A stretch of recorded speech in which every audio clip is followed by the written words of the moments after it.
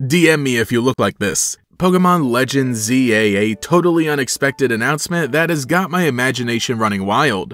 Set to be a return to the Kalos region, there are so many potential loose ends and plot details to pick up and expand. The most interesting in my eyes being Eternal Flower Floette. Now thankfully most of you are newer subscribers, so you don't remember the time in Generation 7 when I would constantly bring this Pokemon up with no sign of it ever being available. Well, look who's finally getting validation. Yes, Eternal Flower Floette, a completely unique form of V-Fairy type Pokemon from X and Y. It played an integral part in the story, originating in the ancient Kalos Kingdom 3,000 years ago. Partnered to the young king, it was sent off to fight in the Great War alongside many other Pokemon. Unfortunately, it didn't survive and its body was sent back to the king. Saddened by his loss, he constructed a massive device to bring this Pokemon back to life. Floette left him once again when it found out how many other Pokemon were sacrificed for it to return.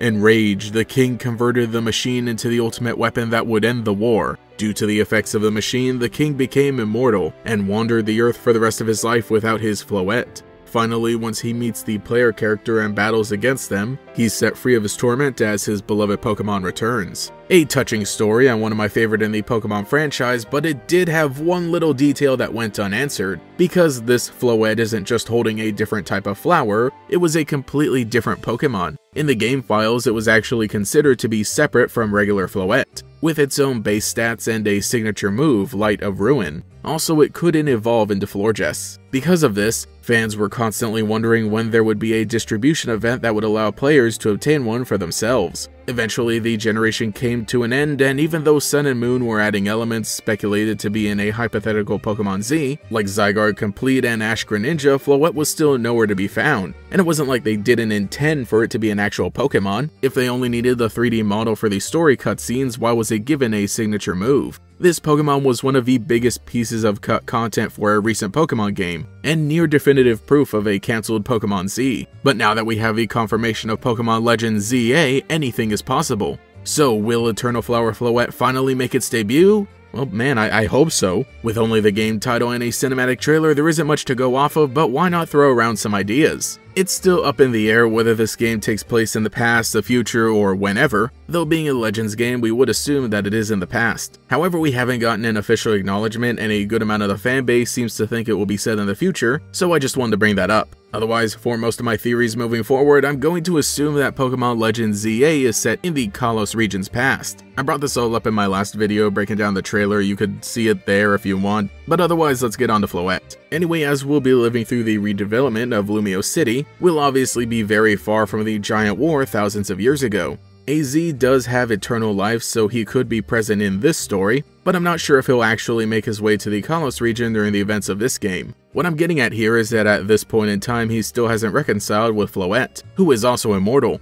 What if, during the course of the story, it befriends the player character and this is finally our chance to obtain one for ourselves? It wouldn't really ruin much of the future story, as this would happen in, say, like the 1880s equivalent of the Pokemon world, while their reunion still occurs in like the 2010s. We'll just assume that at some point between those two events, Floette was once again on its own waiting for its original trainer. The same thing happens in Legends Arceus with how you're able to capture certain legendary and mythical Pokemon in the land of Hisui, but in the modern day they're still hanging out in other locations of the Sinnoh region. Or, you know, these could all technically be alternate universes created by time travel or whatever. The point is that a brand new Legends game could be the chance to implement a forgotten Pokemon. But if you don't like that specific proposal, there could potentially be some other ways. While Eternal Flower Floette is a unique Pokemon, we'd assume that's the case because it was revived through the ultimate weapon, but maybe it's actually special because of the flower it holds. I mean, that is one of the major things setting it apart from the standard forms. Even though it was still unobtainable in Pokemon Sun and Moon, it actually remained in the game files of Generation 7, and in Pokemon Ultra Sun and Ultra Moon it was given its very own Pokédex entries. The flower it's holding can no longer be found blooming anywhere. It's also said to contain terrifying power. Terrifying energy is concealed within its ominous flower, but Floette still swings it around innocently. These Pokédex entries make it seem like the flower is the thing giving it those extra stat points and access to the move Light of Ruin. If that is the case in the world of Pokemon Legends ZA, it could be possible that more of these flowers are available, or that we as the player character stumble across one, allowing us to obtain an Eternal Flower Floette of our own. But you know, that entry about the flower not being found anywhere else is actually a lie, because in Omega Ruby and Alpha Sapphire you can find one in Sootopolis City, where AZ was said to visit at some point. I guess he has a bunch of seeds on him, or maybe some of the flowers, and he can just plant them wherever. And you know what? Maybe that's how it'll happen. Maybe AZ does show up at some point in the story of this new Legends game. Perhaps he helps out with some of the main conflict or even gives a little exposition or guidance. As he's about to leave, he gifts the player character with an Eternal Flower item. That could then activate an event that ends with us being able to capture the Pokemon. If I'm being honest, I would much prefer this method because we could still have AZ appear and be part of the story, while receiving a previously unobtainable Pokemon, and leaving him to continue working toward his eventual heartfelt reunion in the future. This could work as an event that either happens in the post-game, or it could even be integral to the main story. I think we can expect one of the final battles in the game to be against Zygarde Complete, so a powerful fairy-type Pokemon with thematic significance is the perfect ally. I do definitely think that AZ will be playing some role in this game, or at least the deeper secret and aftermath of the ultimate weapon. The logo for this game is a not-so-subtle reference to it with how the letter A looks. And of course the title ZA is just the opposite of AZ.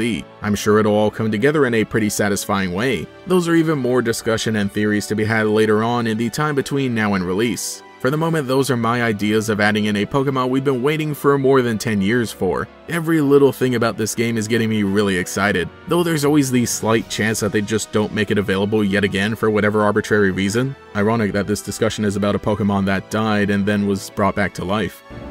Ironic. He could save others from death, but not himself.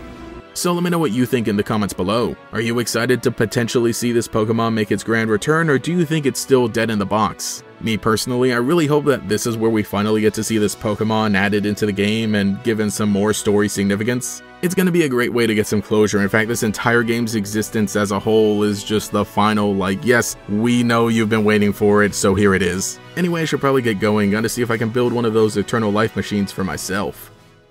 Thank you to every channel member for your continued support, especially the great gators like Kaden Herb, Panchoni OSC, Leafy Lilith, Skyraker, Eevee, Victor Brine, Dijon, Matthew Kelly, Mushar Siddiqui, Jacksident Prone, Gallantry, GatorKid 509, TF, Cheeseburger Lasers, Thimin Van Ryn, Cynical Medic, Post Training Arc, Cyberman, Choco Swig, Foxy Gamer 179, Bjorn the Fell-Handed, Ruby Trans Cutie, Ben's Quizon, Marzi Beast, Bartholomew, the one girl into video games, Peel the Genius, DeAndre, 961 Pro, Justin Dowes, Mathaclock 947, Lockadox, Nomad Nobi, Swiss Cheese, Pastel Blood, Taijirai, Justin R, Volity, Cosmo Zero, Phantom, and Quago. If you would like to support, see your name here, get access to emotes for comments, live streams, and sometimes early videos, you can become a channel member today. You can also follow me on Twitter as well for more memes. Anyway, this is GatorX, and I'll catch you all later.